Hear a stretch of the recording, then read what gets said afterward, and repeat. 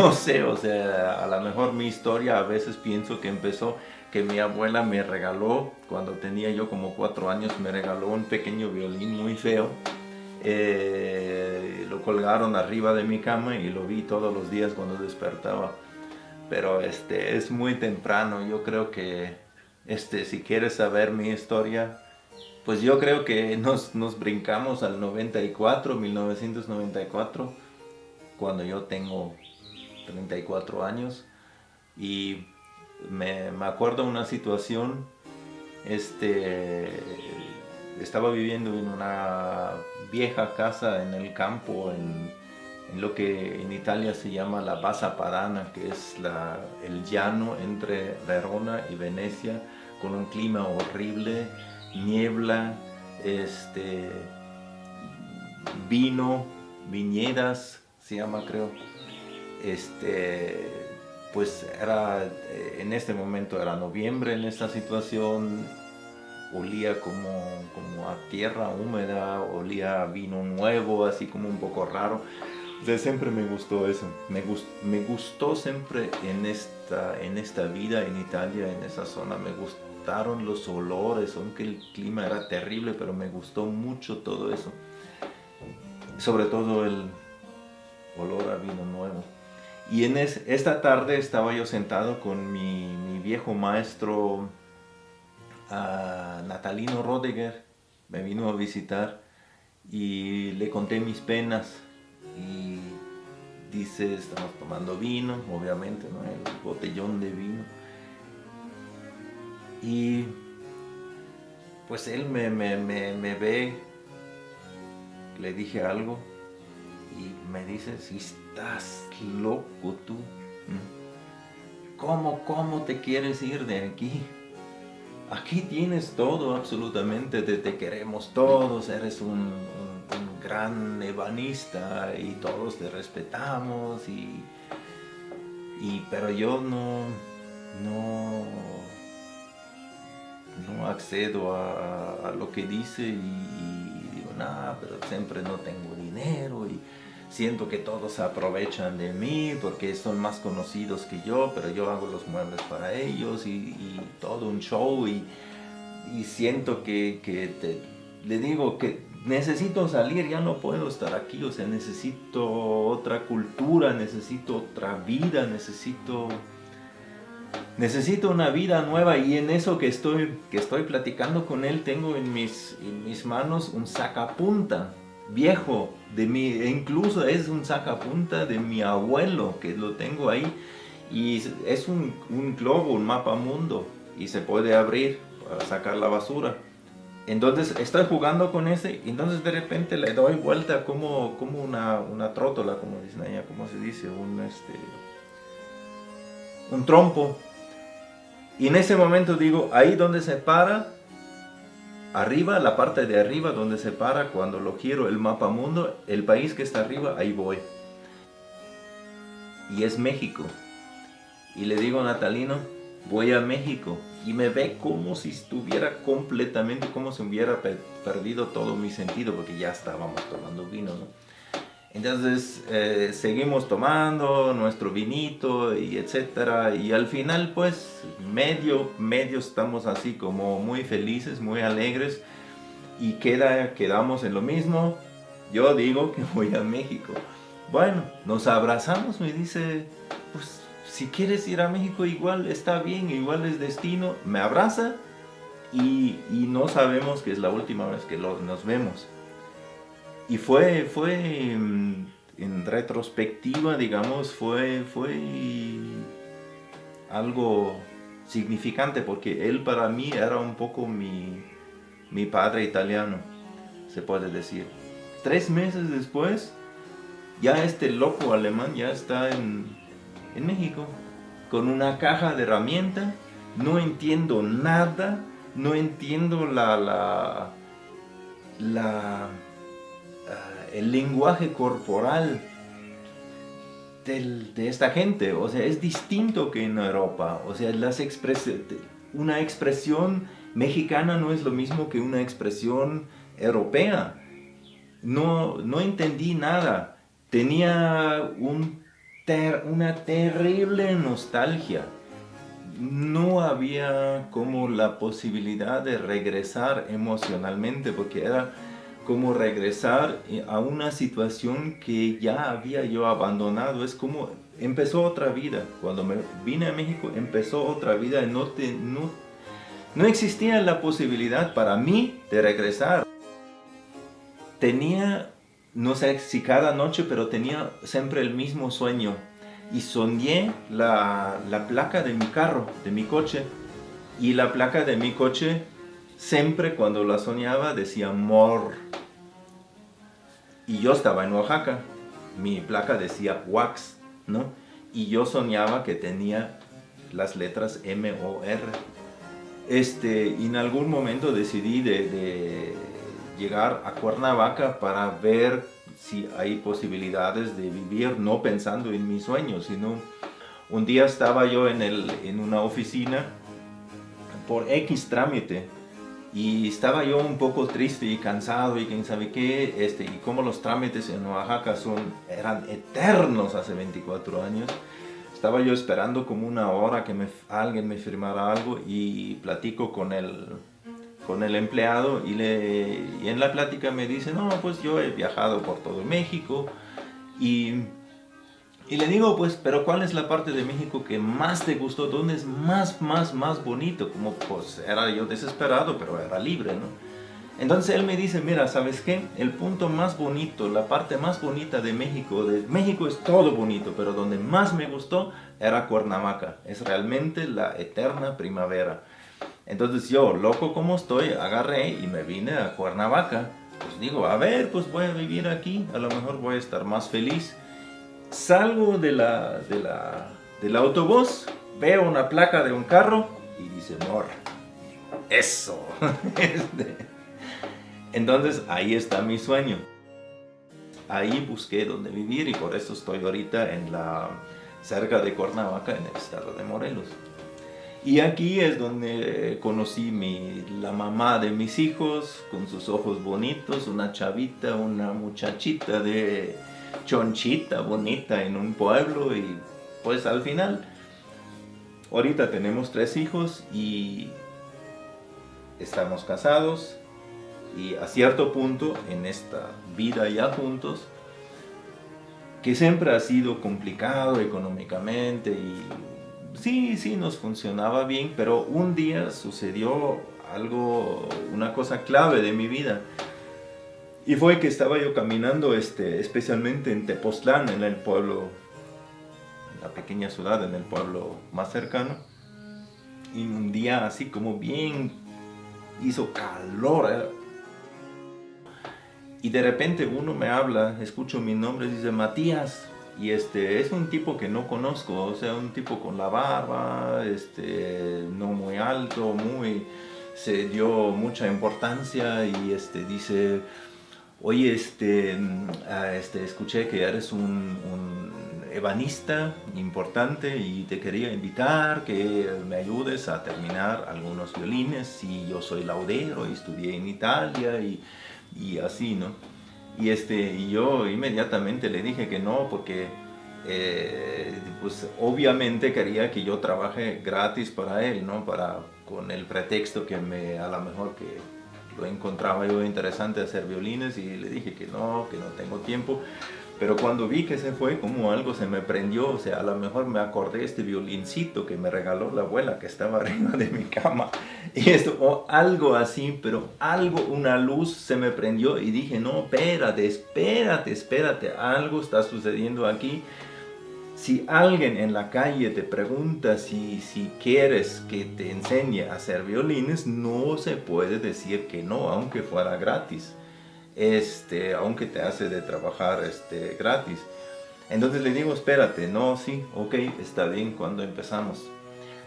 Y así fue que empecé a hacer instrumentos y nació la verdad, increíble, más grande pasión de mi vida para algún trabajo.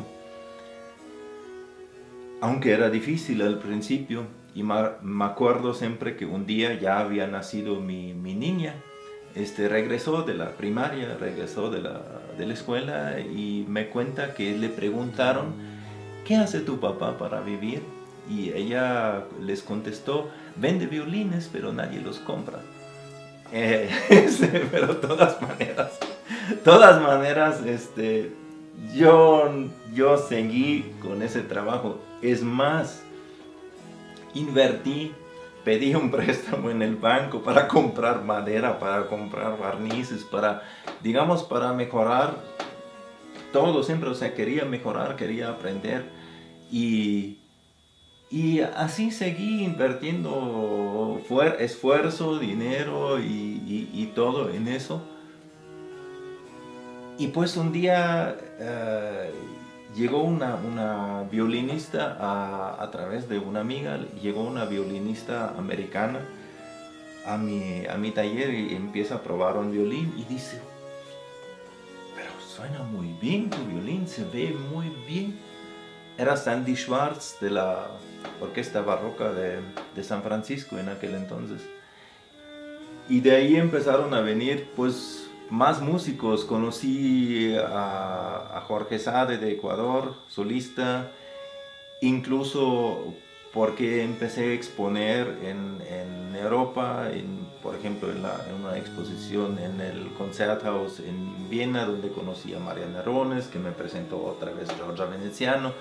Y así se fue dando, no hace mucho tiempo me encargó un violín una solista aquí de México que vendió un violín muy importante que ella tenía para comprar uno mío. Y así me fue, me empezó a ir mejor y me di de conocer, se puede decir, a un nivel internacional. Y en ese camino puedo decir que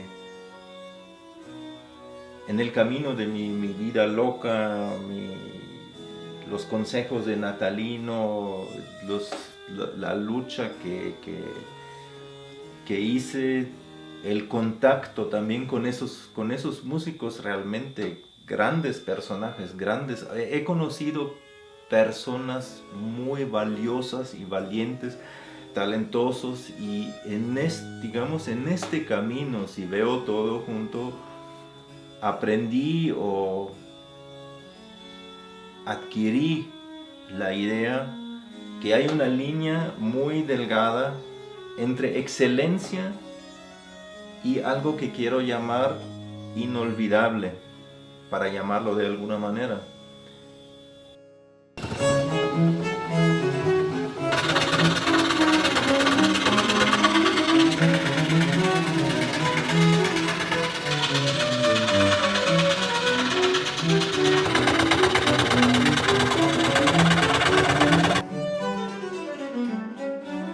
Y además creo que es un proceso hasta cierto punto repetible, un proceso seguro de crear un instrumento para un músico que le puede ayudar paso por paso a cruzar exactamente esta delgada línea entre excelencia y lo inolvidable.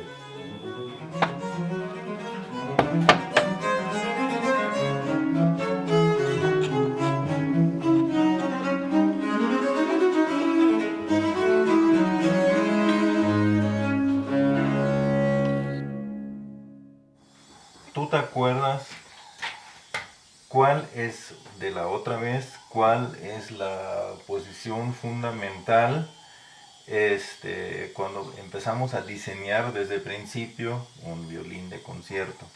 La posición del puente. Exactamente. Y el puente es lo básico para todo, porque de ahí empieza, digamos, toda la estructura, toda la proporción del violín. Empieza por dónde está el puente y todo está relacionado, ¿ok? Y cómo buscamos la posición del puente, o sea, de qué medidas, cómo se busca la posición del puente. Una es la que divides la tapa en 11 partes Y 5 es la parte inferior y 6 la parte superior, ¿no? Sí, ok. Y la otra ¿Y la es otra? la medida de la cuerda vibrante. ¿Y en qué relación está la medida de la cuerda vibrante con algo más? Es una parte y 2 partes. Ok. Bueno, suponemos que ya tenemos bien medido todas nuestras las relaciones, las partes, las proporciones. El puente ya, por ejemplo, en este violín ya está en su lugar por medida. Si notamos alguna mínima interferencia, son casi imperceptibles, se pueden corregir moviendo, digamos, una décima para arriba, una décima para abajo. Así que tenemos, yo diría, bien, podemos hablar de una tolerancia de una décima. Y esto a base lo demás se hace a base de prueba y error. Así, esto ya cambia los armónicos que salen del instrumento, que salen cuando tocas esta cuerda. Lo mismo lo podemos hacer así. Este mínimo ya cambia.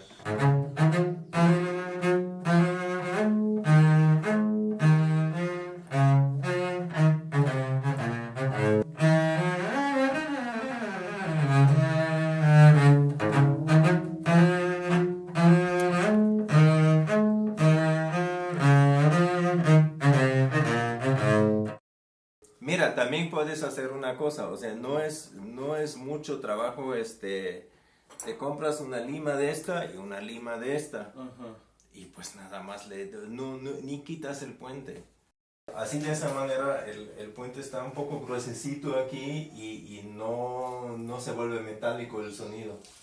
Y entonces, pero la cuerda apoya no en todo el ancho. Nada más apoya es como si estuviera más delgado aquí, pero tenemos del otro lado el gruesor. Tenemos la madera suficiente para que el sonido no se vuelva metálico, pero la vibración se transmite de manera muy directa, ¿no? Hay un punto exacto donde pasa la vibración. Si tienes todo amplio, entonces no es tan exacto donde empieza a vibrar.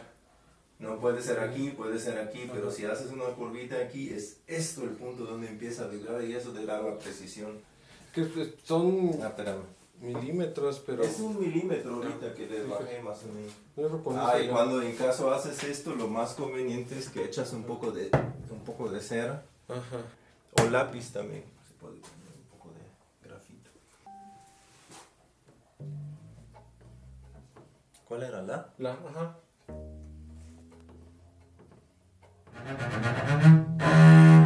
¿no?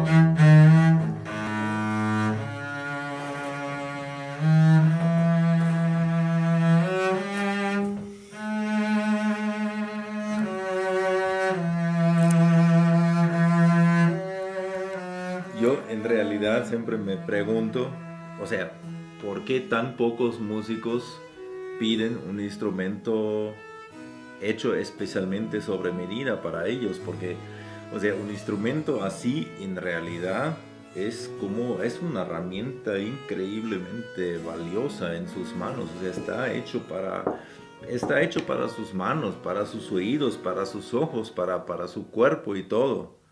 Entonces, y aparte de eso, pues existe una parte, se puede decir como intuitiva, como también inconsciente, parcialmente inconsciente, porque si tú, por ejemplo, o alguien tiene una sonrisa muy bonita, digamos algo, o una energía muy directa, fuerte, todo esto yo durante el proceso de construcción del instrumento yo lo tengo presente de cierta forma y eso se transforma bien o mal en una posibilidad de expresión para el músico. Es algo no controlable, pero es presente, existe.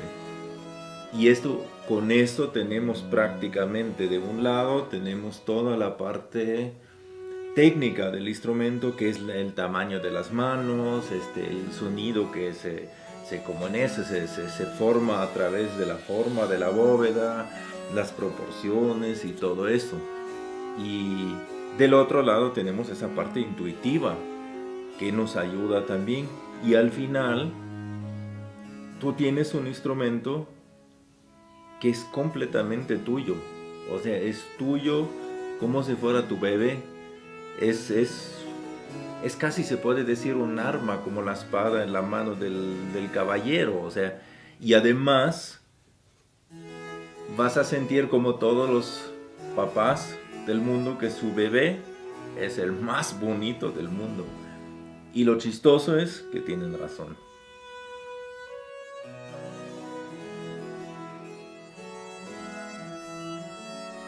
Si nosotros estudiamos un instrumento antiguo de esta época, nos vamos a percatar de 3 puntos en el análisis. Primero, vamos a encontrar o vamos a estar sorprendidos de encontrar grandes diferencias en la forma de la bóveda y en los espesores, de un autor al otro, y a veces incluso del mismo autor hay muchas diferencias. Eso es una parte. ¿Eso por qué? ¿Por qué sucede eso? Porque no había normas como los usan los lauderos generalmente hoy en día, sino, y en mi opinión debería de ser así también hoy en día, porque es la manera de construir, que los espesores y la forma de la curva de la bóveda es algo que nace muy íntimamente de la experiencia de cada constructor. Es algo muy personal. La firmeza que tengo que sentir cuando tengo entre mis manos mi fondo, mi tapa. La firmeza, la consistencia de todo el instrumento es algo muy personal. No se puede poner un estándar para eso, como sucede hoy en día de parte de las escuelas de laudería. Punto número 2. Hay una parte donde vemos muchos parecidos entre los instrumentos, hablando siempre de los instrumentos de la época de oro italiana, y esa es la parte del barniz. Sea la consistencia, sea el color, sí hay diferencias, pero no muy marcadas, y hay como tipos de barnices que se usan en ciertas épocas y en otras luego empieza despacio, empieza a cambiar, pero son muy parecidos de un autor al otro.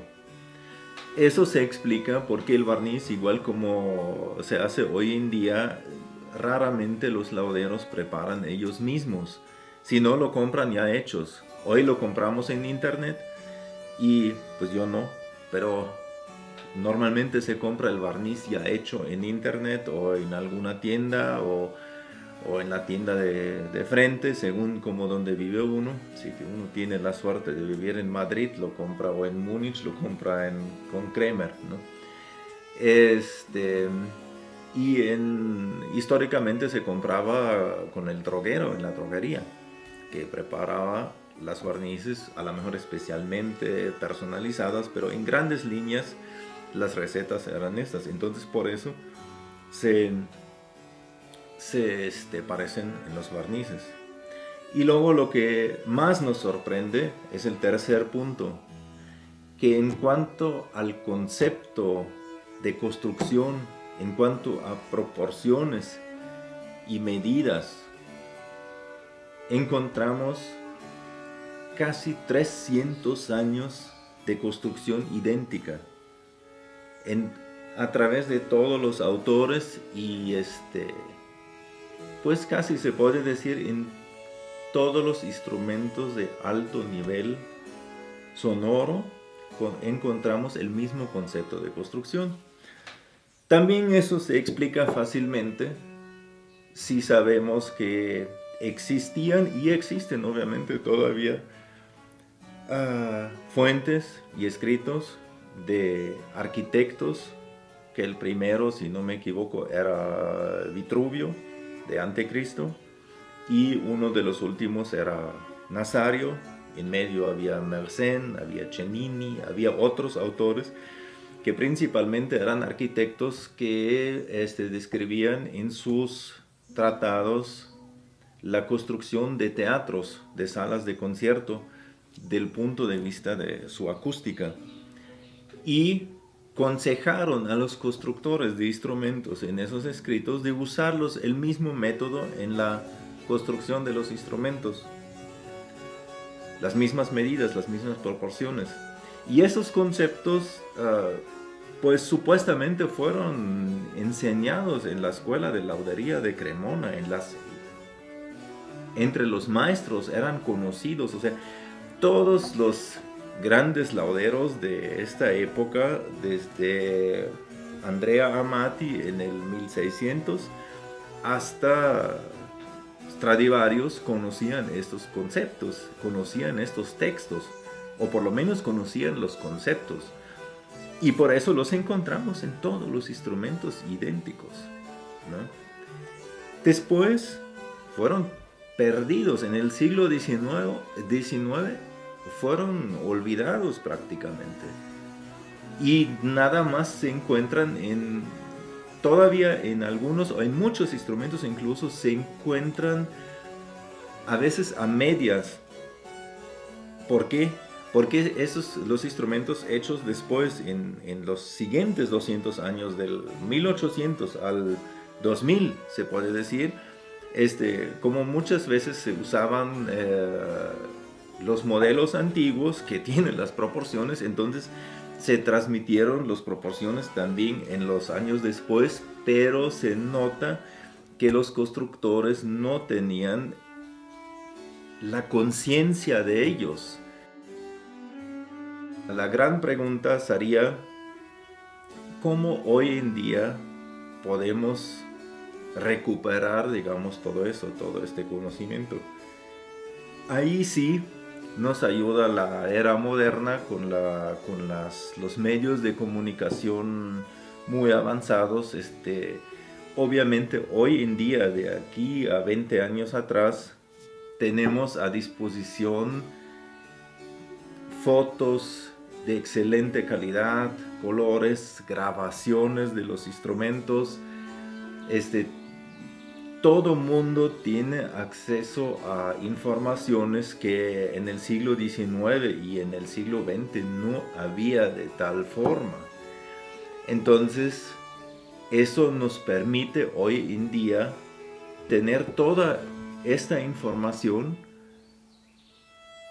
además de la información, digamos, concreta, práctica, cómo hacer todo y escuchar los instrumentos. También hay comunicación entre los expertos, los más importantes expertos en el mundo en el tema, que nos comunicamos, o sea, se comunican entre ellos, hacen publicaciones, o sea, prácticamente también tenemos una visión de 300 años de experiencia de construcción de instrumentos, cosa que los italianos en esta época no habían, porque cada quien vivía su vida en su pueblo, pero hoy en día tenemos la visión global de 300 años de experiencia, análisis químicos de los barnices, tenemos análisis físicos de la resistencia de las tapas, de los espesores, de la madera.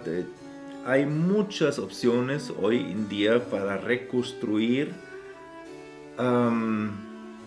los que se llaman generalmente los secretos de Stradivarius, o sea, los secretos de los instrumentos de esta época dorada.